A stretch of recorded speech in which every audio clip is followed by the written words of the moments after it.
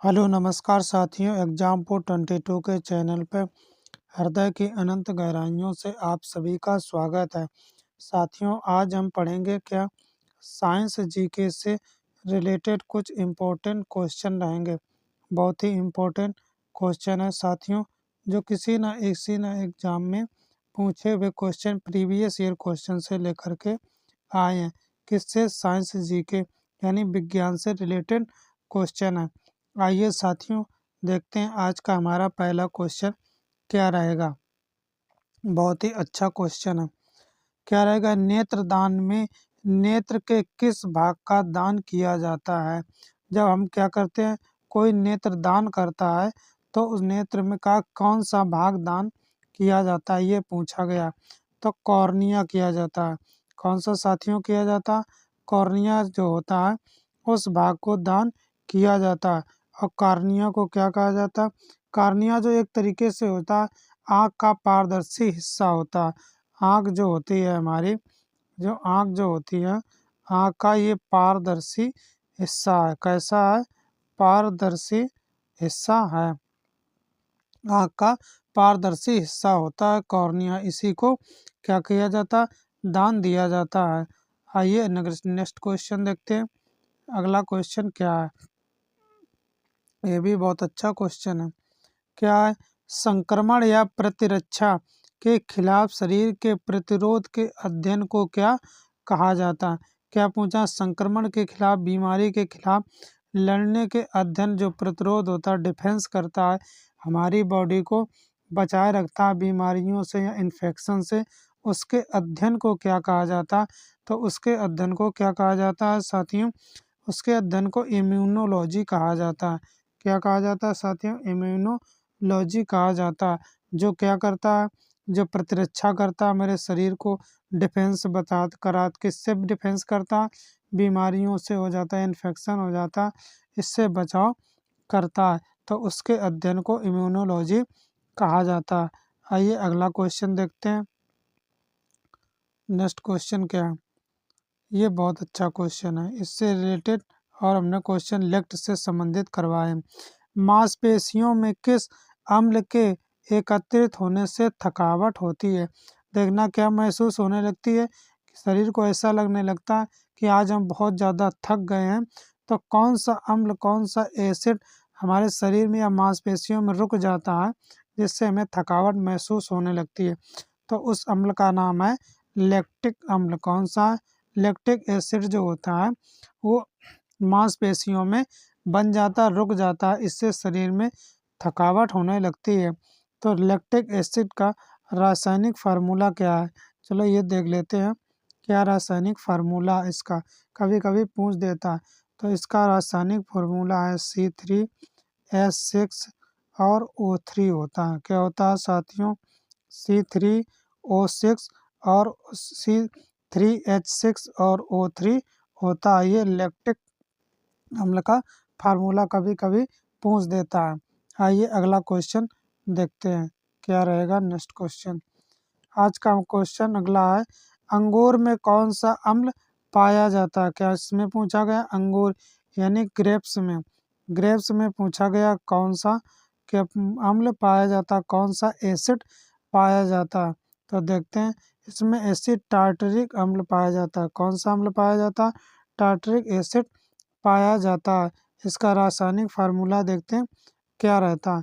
तो इसका रासायनिक फार्मूला होता है C4H6 और O6 होता है। क्या होता? C4H6 और O6 इसका रासायनिक फार्मूला होता है किसका? टार्टरिक अम्ल का। और ये किसमें? खट्टे फलों में पाया जाता है। अंगूर में भी ये टार्टरिक अम्ल पाया जाता है। आइए अगला क्वेश्चन देखते हैं। नेक्स्ट क्वेश्चन क्या है? अगला क्वेश्चन है, कैंसर संबंधी रोगों का अध्ययन कहलाता है। जो कैंसर से संबंधित रोग होते हैं उनके अध्ययन को क्या कहा जाता है? उसके स्टडी को क्या कहा जाता है? तो साथियों, इसमें टाइपिंग मिस्टेक हो गई, ये नहीं कहा जाता। इसको कहा जाता है ऑन्कोलॉजी कहा जाता है। क्या कहा जाता है साथियों? इसे ऑन्को ऑन्कोलॉजी कहा जाता है। क्या कहा जाता? ऑन्कोलॉजी कहा जाता है? इसे क्या कहा जाता है? ऑन्कोलॉजी कहा जाता। कैंसर के अध्ययन को ऑन्कोलॉजी कहा जाता। और ये किस से मिलकर शब्द बना? तो ये ऑनकोस से मिलकर बना। किससे बना? ऑनकोस से बना है। किससे शब्द मिलकर बना है? ये ऑनकोस से मिलकर बना। ये किस भाषा का शब्द है? तो साथियों ये ग्रीक भाषा का शब्द है। किससे? ग्रीस भाषा का ये शब्द है। और ऑनकोस से मिलकर कौन सा बना? ऑन्कोलॉजी बना। इसका अध्ययन किससे होता? तो कैंसर संबंधी रोगों का अध्ययन किया जाता है। आइए अगला क्वेश्चन देखते हैं। नेक्स्ट क्वेश्चन क्या है? चलो देखते हैं। अगला क्वेश्चन है, मानव शरीर के सबसे लंबी कोशिका कौन सी है? क्या पूछा गया?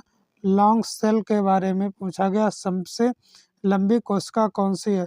तो मानव शरीर में सबसे लंबी कोशिका तंत्रिका तंत्र होती है। कौन सी होती है?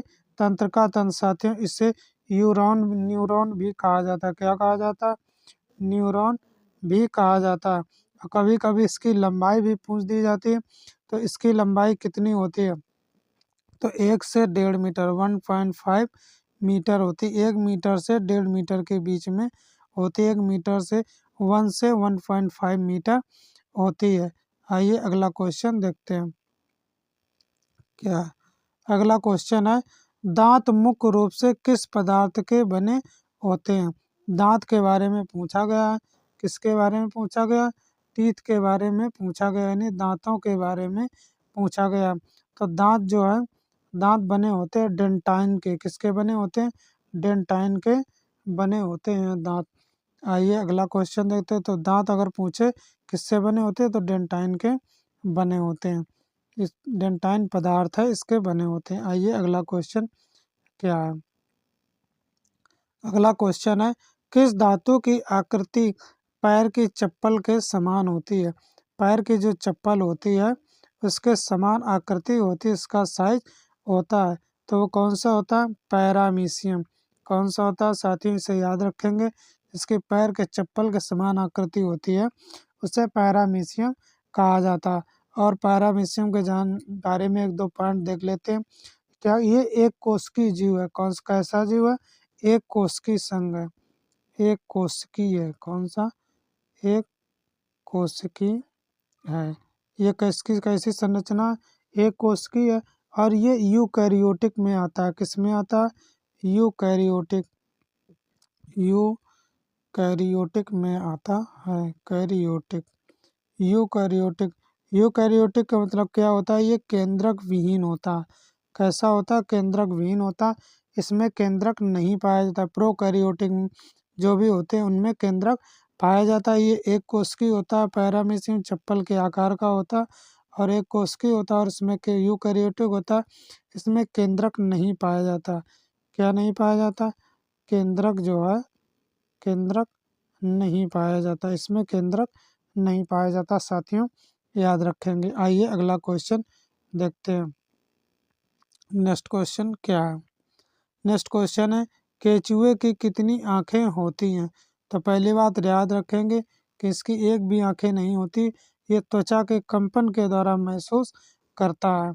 आइए अगला क्वेश्चन देखते हैं। नेक्स्ट क्वेश्चन क्या रहेगा? ये विटामिन से रिलेटेड क्वेश्चन है। क्या है? गाजर किस विटामिन का समृद्ध स्रोत है? क्या पूछा गया? गाजर को अगर इस्तेमाल करते हैं, यूज करते हैं, खाते हैं, तो उससे में कौन सा विटामिन प्राप्त होता? तो इसमें विटामिन ए प्राप्त होता। कौन सा विटामिन होता?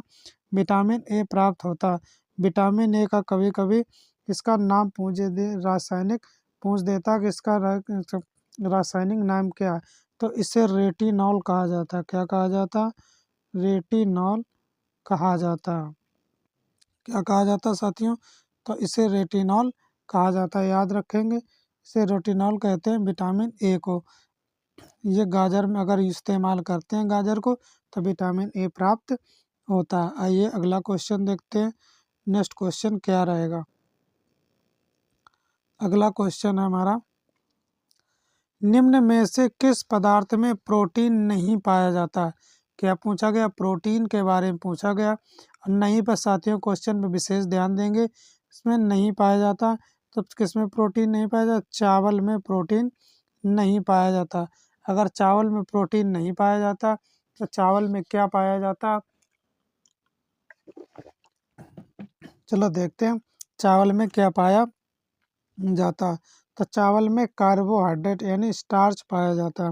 क्या पाया जाता? कार्बोहाइड्रेट। कार्बोहाइड्रेट कार्बोहाइड्रेट पाया जाता है। इसमें क्या पाया जाता? कार्बोहाइड्रेट पाया जाता।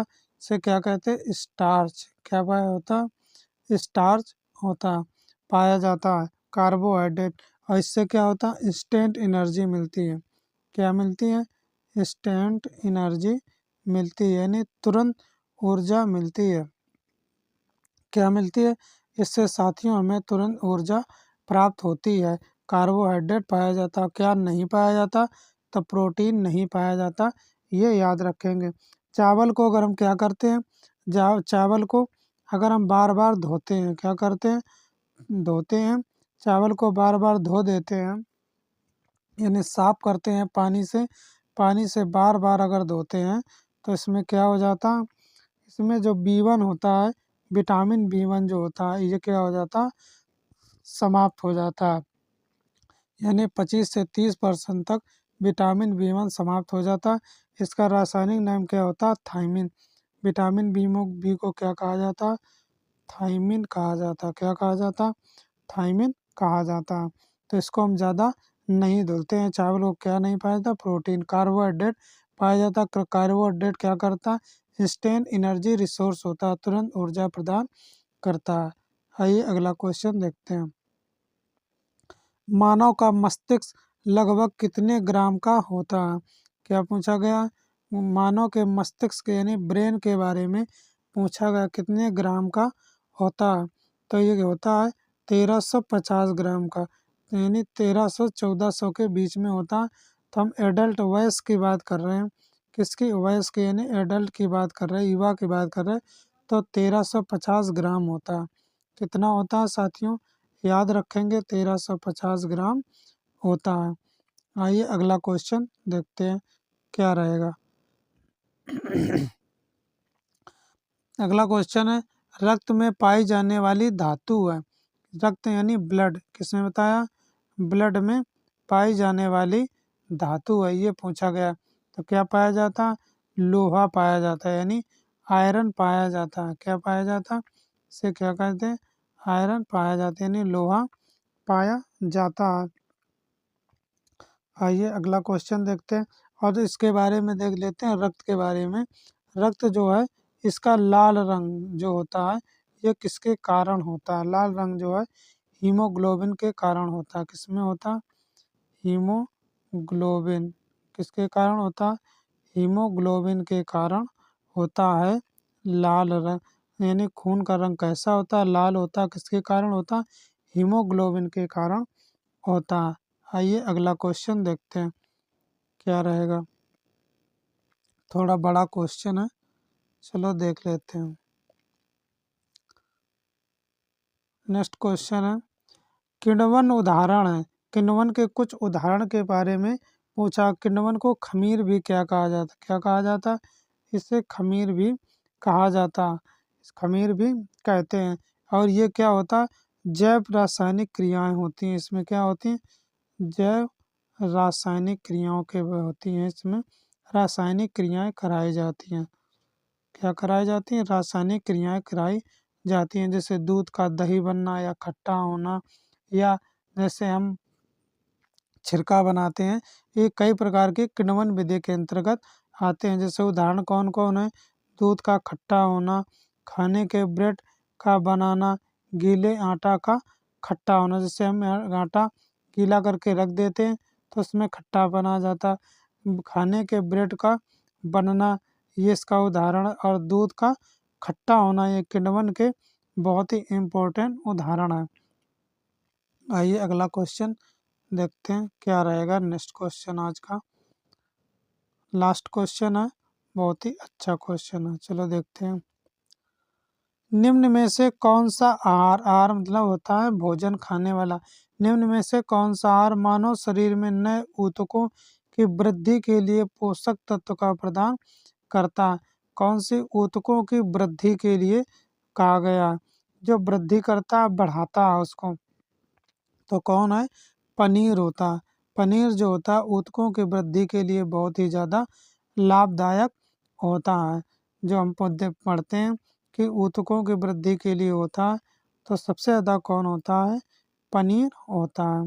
तो साथियों, आज के हमारे ये साइंस जीके से संबंधित इम्पोर्टेंट क्वेश्चन थे। वही क्वेश्चन है जो प्रीवियस ईयर किसी न किसी एग्जाम में पूछे गए, लेकर के आए हैं। इससे संबंधित हमारे और भी वीडियो देखना चाहते हैं तो चैनल के प्लेलिस्ट में जाकर के आप लोग देख सकते हैं। साथियों, जो लोग चैनल पर नए जुड़े हैं वो चैनल को सब्सक्राइब कर लें, शेयर कर दें और लास्ट में कमेंट करके बताना कि आज का सेशन कैसा रहा। साथियों, अपना अमूल्य समय निकाल कर हमारे चैनल पर जुड़ने के लिए, हमारा वीडियो देखने के लिए बहुत बहुत धन्यवाद। Thanks for watching this video.